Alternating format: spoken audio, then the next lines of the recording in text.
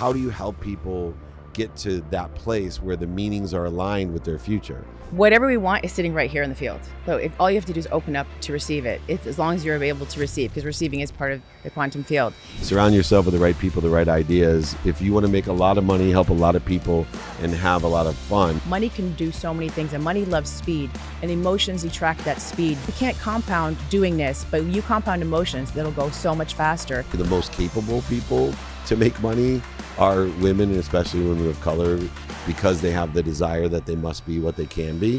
Why do you want this success? Where is it gonna go? Get into your true emotions. Give me the formula. I need to know right now what I need to do.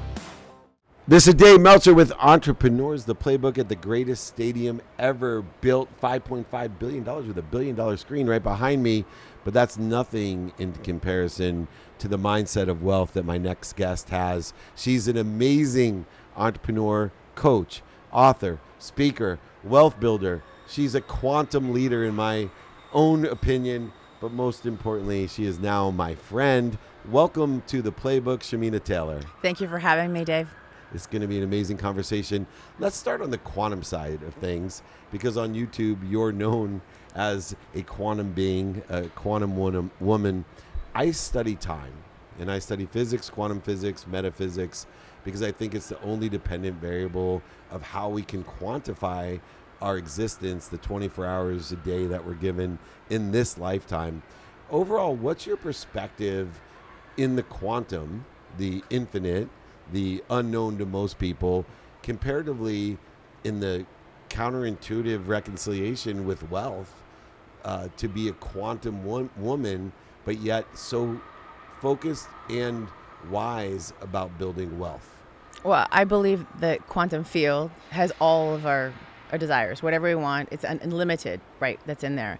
And I believe that, whatever we want is sitting right here in the field. So if all you have to do is open up to receive it, as long as you're able to receive, because receiving is part of the quantum field.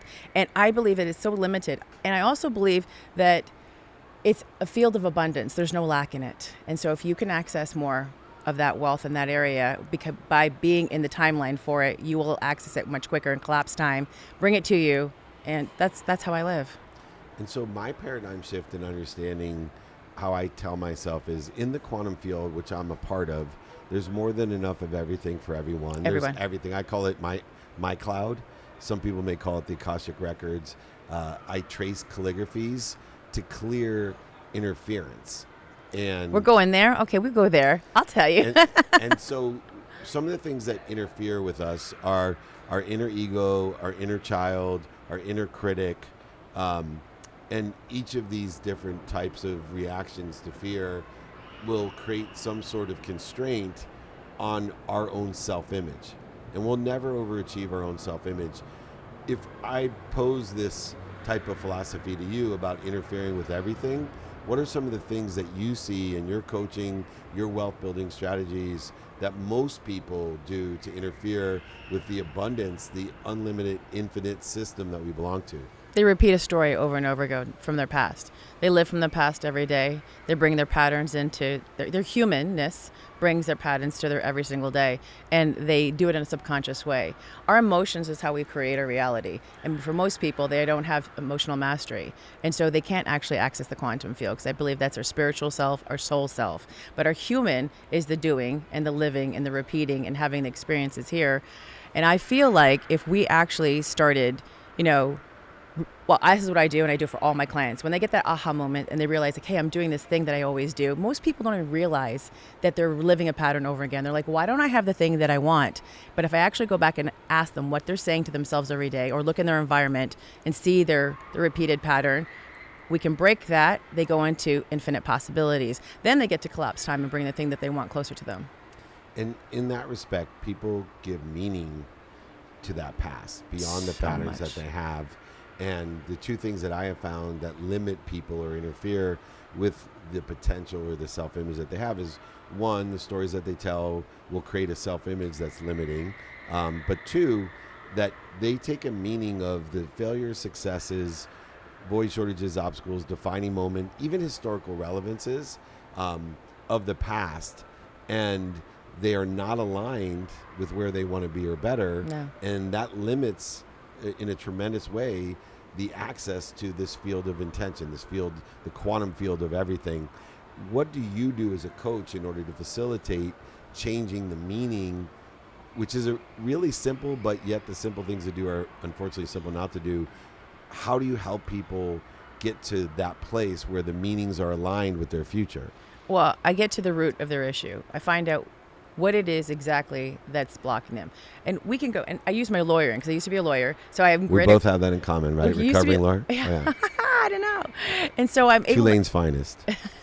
So I'm able to ask the questions to get them to the answer. Because when you've got somebody in front of you and you're prepping them for court, they'll tell you some things, but you need them to tell you the things that they're not going to say in front of everybody else. So you ask them the questions, and sometimes I got to ask the question 10 different ways, and then I'll start seeing what they're saying, right? So when we can get to the root of it and make them realize that this is not as important as what they're making it. Because I heard this a long time ago. Sometimes we remember the past incorrectly. We think the past is so much more important than what we give it credit to, because we haven't gone back to rewire it or to reframe what's happening in that time space reality.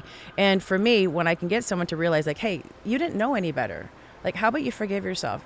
I always say I did the best that I could with what I knew, where I was. And then it kind of gives me permission to release some of the mistakes that I've made or incidents that have happened. And I know that I can't go back and change time. So what do I want to really reframe? Is it something I can learn from?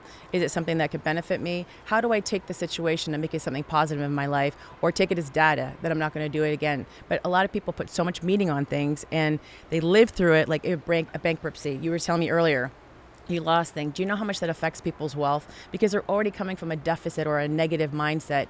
I owe energy. When you're in that I owe energy, you're not in the level of abundance. You're not attracting more in the field. So for me, I will find out what is the story that's affecting your wealth. I believe that we have 3 core wounds: abandonment, betrayal, and unworthiness. And I can look to see in someone's business which one of those, or maybe all 3, to be honest with you, they're repeating over and over again. And that's actually affecting how much wealth they're creating or accessing in that field. Now, beyond our understanding or awareness, there is a spiritual side, whether it's religious, philosophical, theoretical, or spiritual in nature. It determines the way that we react to the outcomes that are occurring today. So I work within a man-made construct of 24 hours. Each day there's results. There's outcomes that are occurring, and I never have a capability of understanding or knowing how and what that outcome means when it presents itself.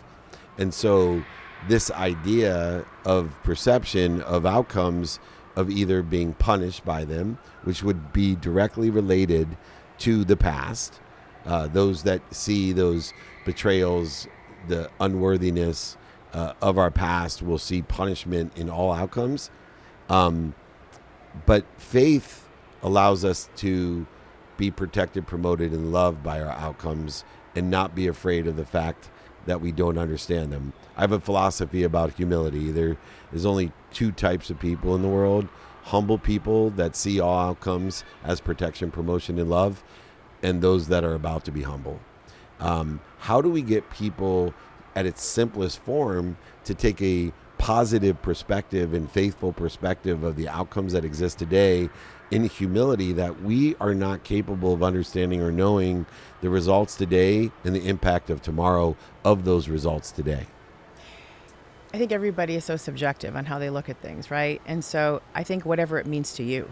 What do you want to take with the situation? Because you and I could experience the same experience right now, go through the same events, but what can you take from it that's going to make you elevate or expand to another level of consciousness? And because our levels of consciousness, what we understand to be truth, changes all the time, because it's what I can process and what I can take in. So what can you take from the situation that will make you have a shift, make you see something in a different light? Because I might take 2 or 3 steps faster because I've elevated. So I think that's it's an interesting question, and I really believe on a deeper level, it comes down to we assign meaning to everything. And so wherever we are, we go with it. Assign the meaning to that situation, but also turn it around to say, how can it propel you into the next place? It doesn't matter if that meaning is his truth, your truth, or my truth, but is it yours? And stay authentic to what you really want it to mean. And get out of the victimness. Yeah. Because that's where the scarcity comes from. So if you can be self-accountable for whatever situations are coming your way, and you have the power to create it. I always say that then you have the power over money. You'll have the power over all your experiences if you can take this situation and be like, all right, this is what I learned. This is how I want to see it. And this is what I want to do with it, and take it into my future. And being logical as a lawyer, we fall into a trap that most kids, I think, have their energy drained from, which is this difference. And I haven't met many lawyers that didn't fall into this energy suck between knowing who I am and worried about what people think I am. Most people go to law school because they're worried about what people think they are. Very few people go to law school because of who they are. Right. I've met a few, and they're super impressive to me because I absolutely fell in this. Now that we're amplifying this issue with social media, where our children are raised under, I am only who other people think I am, and we're not focusing in on who they actually are, their skills that need to be developed, their knowledge of who and what, and their desires. In this energy gap, number one, how much of a role did that play for you, being a woman who went to law school? And more importantly, how do you help people close that energy gap today between who they are and who they want people to think they are? You're absolutely right. I mean, we were raised to what you achieve is who you are. And the fetus wasn't fully developed till Right. after law school. Exactly. And I mean, I was in court all the time, so I had to really put on a mask to go in there and be with the big boys, and I had to pretend to be, not pretend, but at least subconsciously, I had to put out something that probably wasn't my truest self, to achieve. Now, 11 years of going through this deep spiritual awakening and the process that I've been through, I can honestly say I have taken off all the masks and I've found my authentic self. And it's hard to be your true authentic self because you are worried, will people like me because I choose this, or I don't like this, or I'm not aligned with what you're saying. And I feel like it comes to a point in time that if we don't allow ourselves to be in the integrity of the truth of who we are, we're actually not in alignment. So everything I do, does this align with my philosophy? Does this align with what I've been taught? And when I work with clients, I feel like they make more money the more they become authentic, because they're no longer trying to, because it's energy. So if you're trying to create a program or you're trying to sell something that you're not truly aligned with, you think what people are going to buy, it shows up all the time, right? You're inauthentic. So the more that I can get them to take off the mask, it works through the emotional work. Whatever they're holding on to, they're protecting because they don't want anybody to see, because they don't want to be that humility or vulnerability. And then their belief systems. What do you truly believe? I have a saying, you get to be unapologetically rich.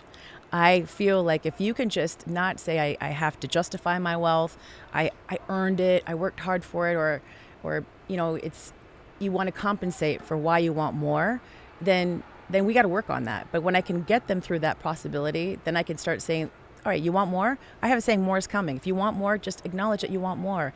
And so when I can work through their wealth aspect of the shame around wanting to be more wealthy, then I can get to the root of why they're not being their true authentic self. If you want more, just say you want more. Yeah, I agree with that, and have experienced to even the point where I was talking about sponsoring my kids' high school football field, and I put my mission statement of making a lot of money, helping a lot of people, and having a lot of fun. I love and it. The school would not put it up on the scoreboard because they wanted to change it, help a lot of people, have a lot of fun, and make a little money. And I absolutely said, I can't do that. Exactly. It's completely against what I believe in. You can't give what you don't have. And if you're teaching people to live in a world of just enough or not enough, it's not aligned with my mission of unabashedly, unapologetically being wealtly, living in abundance, not just financially, with all everything. energy, with everything, exactly. Your health, your wealth, the love that you want to give out, just your relationships, that's rich to me. That's what rich means. But rich is such a dirty word because people made it dirty, right. Because scarcity was how we were raised. And competition and comparison, judgments and conditions that came along with it. And it's so interesting too, because in the respect of living in abundance, of truly having faith of abundance, I think people abundantly give. And I mentioned in an event that you were speaking at Aspire, that, people give unconditionally, but they won't be aware of what they're given unconditionally, and abundantly. They certainly, as you stated, one of the core issues is worthiness. So the minute you diminish your capacity to be worthy, the minute you won't receive all that you're given. But the true indicator to me is the one that you really help people with in this unapologetic approach. And it is exactly aligned with the characteristics of energy. So in the study of physics, quantum physics, and metaphysics, there's 3 characteristics of energy, which proves your point, which is money aggregates on itself. It also accelerates. All energy accelerates and aggregates, but it also creates exponentiality of outcomes. So it's x to the first, x to the second, x to the third, not 1 + 1 + 1. So in that concept, in the energy of money, energy of relationship, energy of whatever it is that is energetic, then we have to understand the exponentiality component of it, which then brings into consideration divine time, that most people get too impatient. They do. And I have a difficult time in my own mentoring, especially with the level of people that I mentor, that, 2 is enough to start. They want to go right to 2 million. Right. Whether it's dollars, people, whatever their quantified measurement is. Have you learned any ways to help to alleviate the time pressure that people put on an infinite world of divine time?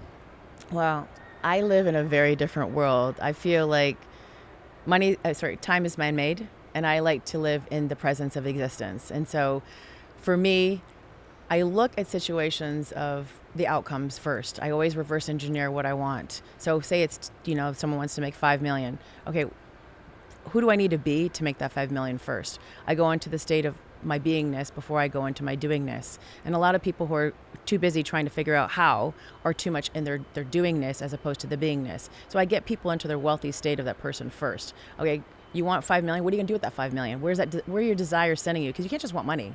Like, where is that money going to go? And so when I can bring that concept in, they still get the high. And I work with a lot of women who are high performers, and they are asking me, give me the formula. I need to know right now what I need to do. And then I really have to bring them back into, who do you need to be first? And that is a very hard thing for most people to do, is slow down. And why do you want this success? Where is it going to go? Get into your true emotions, because if you can come from a place of this feel, because everything we want is just how it's going to make us feel. But most of them are so closed off that they can't even access what if they had that 5 million. What are you going to feel? How are you going to feel? So for me, the first thing I do is start bringing her back into her own spiritual self. How would it feel if you actually had this? And so what would you do with it? And I start setting them on, most women are into goal setting as opposed to intentions, like desires. People are so distant from their desires.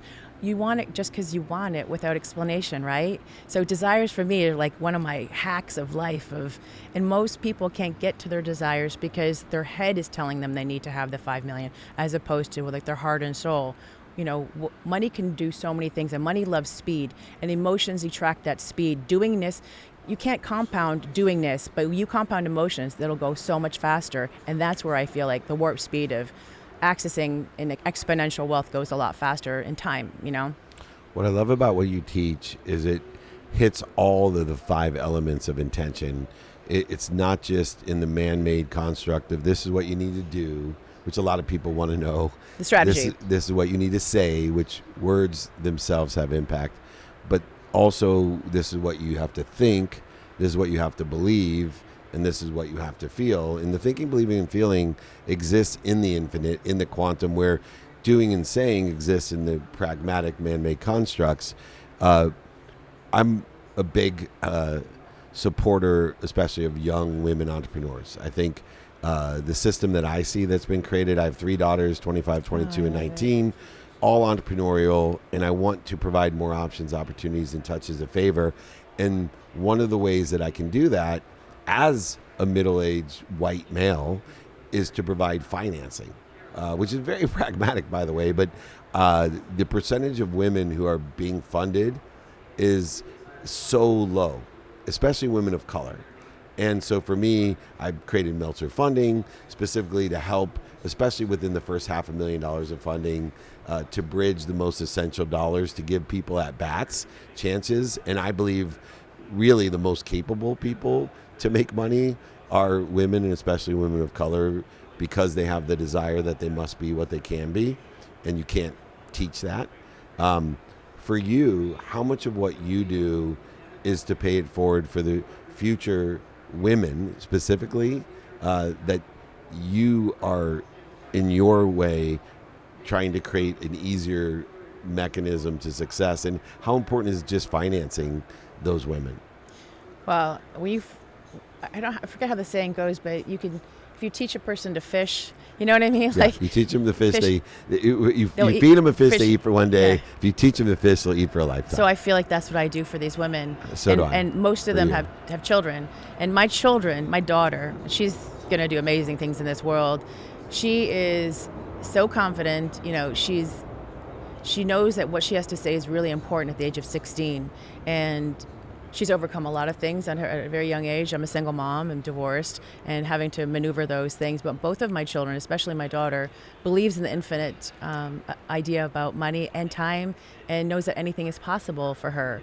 And for that, when we lift the limits on the younger ladies, because a lot of women and maybe men too, put self-imposed limits. It has to happen in this time frame. It has to be done in this way. It's got to be done in these layers. And when I can take all of that away and I show young women, or even show the women that I'm mentoring, that you can have it like this. It might just take one opportunity. It might just take, and then open another door. And when I shift the way that they think, we end generational, trauma. We end, the timelines for money, like how people think money is so limited. They start teaching their kids something small. Start flying first class. Start doing things with your money. Start showing yourself that you don't have to be it's going to end life. And they start doing it for their children. So to me, if I can get more women thinking like this and they start sharing it, their kids will listen to my stuff. And they'll be like, hey, Mom, remember Shamina said to do this? Shamina said to, don't limit yourself. Go get the extra whatever, spend it if you want to. Invest in yourself. And honestly, when it comes to money, I feel like it's so infinite. I use it the way it was meant to be used, and I know more is always coming. I don't live in the limits of if I want something, I'm going to buy it. If I want to do something with it, if I want experiences. My kids only fly first class. I know some people are like, oh, you're spoiling your kids. I'm like, am I? Or I'm showing them what's possible so they can take this, what they were told was how, this is all they're going to have, or can I show them all the other things in life that they can have possible and still be able to be humble and work hard. There's still, you can have a balance. Yeah, I taught my girls, we will never wait for something to go on sale. We will make enough to go get it. We don't do sales. Yeah, right. Exactly. That's not the attitude. Because it's the one scarcity. I grew up with, not the one that you do. And I will tell you this about first class. I always say, for those parents that aren't flying first class, let alone taking their children, if you don't fly first class, then your children will. With your money. You're right. So enjoy yourself, and definitely take your kids and show them, surround yourself with the right people, the right ideas. If you want to make a lot of money, help a lot of people, and have a lot of fun, you need the right mindset, heart set, and hand set. You need someone to give you directions of where they already are. I can't think of a better person than Shamina Taylor to give you those directions. The quantum Sherpa herself, leading the way, empowering others to empower others to be happy. Thank you so much, Shamina, for joining me. This is David Meltzer with Entrepreneurs, The Playbook.